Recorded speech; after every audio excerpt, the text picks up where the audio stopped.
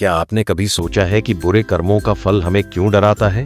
यह एक ऐसा सवाल है जो हमें अपनी जिंदगी पर विचार करने पर मजबूर करता है। इस वीडियो में हम बुरे कर्मों और उनके परिणामों के बारे में चर्चा करेंगे। क्या ये सच में हमें डराते हैं या ये सिर्फ एक मिथक है?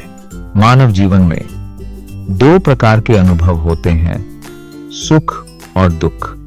और अक्सर हमें यह अनुभव तब होता है जब हम सोचते हैं कि हमारे साथ जो भी घट रहा है वह हमारे अपने कर्मों का ही परिणाम है। लेकिन यहीं से एक सवाल जन्म लेता है, क्या बुरे कर्मों का फल वास्तव में हमें डराता है? और अगर हां, तो क्यों? यह डर अचानक नहीं पैदा होता। यह पीढ़ी दर पीढ़ी संस्कारों, कथाओं, धार्मिक शिक्षाओं और समाज के बनाए हुए तंत्र से बनता है। बचपन से हमें बताया जाता है, झूठ मत बोलो वरना भगवान सजा देंगे, चोरी मत करो वरना नरक मिलेगा, किसी को दुख मत दो वरना तुम्हें जीवन भर दुख भोगना पड़ेगा। लेकिन जरा सोचिए, क्या डर से अच्छा इंसान बना जा सकता है या इंसान को समझ से बदलना चाहिए? यही प्रश्न लेकर एक बार एक नौजवान अमन हिमालय की तलहटी में रहने वाले एक वृद्ध सन्यासी के पास पहुंचा। वह सन्यासी वर्षों से ध्यान साधना में लीन थे। अमन ने पूछा, बाबा, क्या सच में बुरे कर्मों का फल हमें डराता है? सन्यासी ने मुस्कुराते हुए कहा, तू अकेला नहीं है जिसने यह सवाल पूछा है। हजारों वर्षों से यही प्रश्न मनुष्य के मन में आता रहा है। चल, तुझे एक कहानी सुनाता हूं। बहुत समय पहले की बात है। एक नगर में दो व्यापारी रहते थे, अजय और विजय। दोनों बचपन के मित्र थे, लेकिन स्वभाव में भिन्न। अजय सच्चा और ईमानदार था, जबकि विजय चालाक और अवसरवादी। दोनों ने साथ मिलकर व्यापार शुरू किया। अजय चाहता था कि व्यापार ईमानदारी से चले, जबकि विजय जल्दी अमीर बनना चाहता था। शुरू में सब कुछ ठीक चला, लेकिन कुछ समय बाद विजय ने चालबाजियां शुरू कर दी। वह ग्राहक को घटिया सामान बेचता, कर चोरी करता और लाभ छिपाता। अजय ने कई बार उसे समझाया, विजय, ये जो तू कर रहा है इसका परिणाम अच्छा नहीं होगा। विजय हंसकर कहता, तू सादा है अजय, ये सब डराने की बातें हैं, दुनिया चालाकी से चलती है। विजय का व्यापार तेजी से बढ़ा, वह ऐशो आराम में जीने लगा। वहीं अजय धीरे धीरे आगे बढ़ा, लेकिन ईमानदारी से।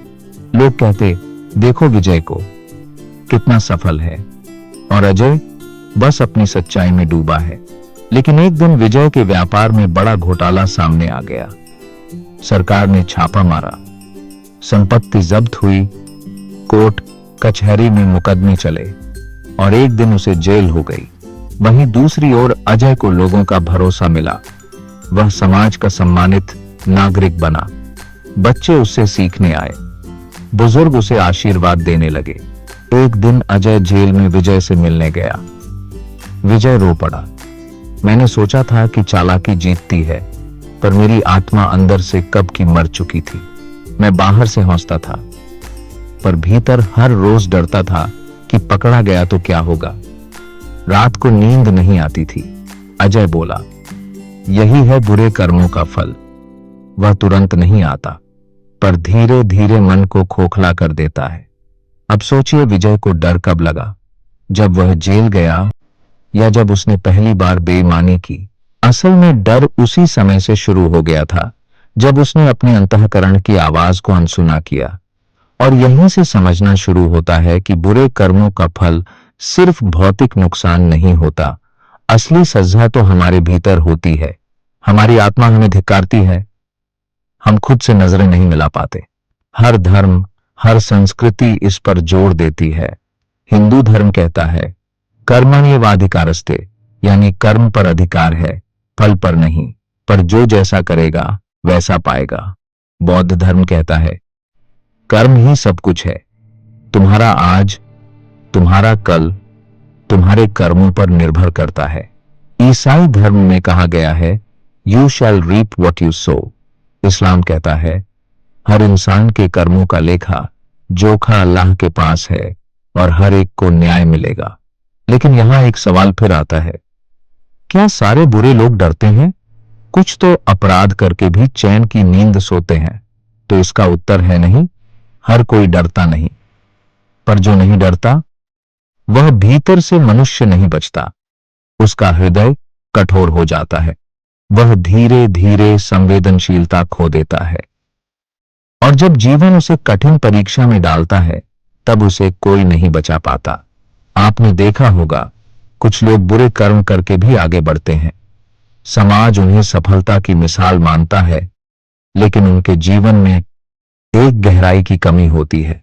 रिश्ते टूट जाते हैं, आत्मीयता खो जाती है, और जब अकेले होते हैं तो वह खालीपन चुभता है।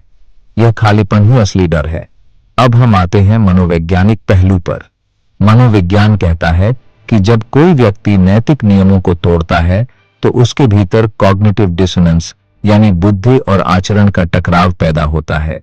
यह टकराव बेचैनी, घबराहट, चिड़चिड़ापन और कई बार अवसाद डिप्रेशन में बदल जाता है। जो लोग बुरे कर्म करते हैं, वे इस बेचैनी को छिपाने के लिए शराब, नशा या अत्यधिक काम में खुद को डुबा देते हैं। लेकिन समस्या खत्म नहीं होती, बस दबी रहती है, और जब उभरती है तो सब कुछ तोड़कर रख देती है। अब सोचिए, क्या यह डर नहीं है? कभी आपने किसी बच्चे को देखा है जो झूठ बोलता है, फिर मां से आंखें नहीं मिला पाता? यही डर हमारी आत्मा में जन्मजात होता है। समय के साथ हम इस डर को दबाना सीख लेते हैं, पर वह मिटता नहीं। फिर आता है सामाजिक पक्ष। जब कोई बुरे कर्म करता है, तो समाज में उसका सम्मान गिरता है, उसकी छवि खराब होती है। लोग भरोसा नहीं करते, कोई उसके साथ रिश्ता नहीं बनाना चाहता। धीरे धीरे वह अकेला हो जाता है। अकेलापन एक बहुत बड़ा फल है जो बुरे कर्मों से मिलता है। अब हम इस चर्चा को एक उच्च बिंदु पर ले जाते हैं। क्या वास्तव में बुरे कर्मों का फल हमें डराता है, या क्या यह डर सिर्फ हमारे संस्कारों, धर्म और समाज की देन है? उत्तर है, यह डर एक मिश्रण है। संस्कारों से उत्पन्न चेतना, धर्म से मिली समझ, समाज से मिला नियंत्रण और आत्मा से मिला विवेक। यानी यह डर बाहर से थोपा गया नहीं है, यह भीतर से उगता है। तो क्या करें? डर को समझें, लेकिन उसमें डूबे नहीं। बुरे कर्मों से डरने के बजाय अच्छे कर्मों के महत्व को समझें। अगर गलती हो गई है तो अपराध बोध में न डूबें, प्रायश्चित करें, सीखें और बदलें, क्योंकि परिवर्तन ही असली कर्मफल है। अगर आपको यह वीडियो पसंद आया हो तो कृपया कमेंट्स में अपने विचार साझा करें और हमारे अन्य वीडियो देखने के लिए चैनल को सब्सक्राइब करें।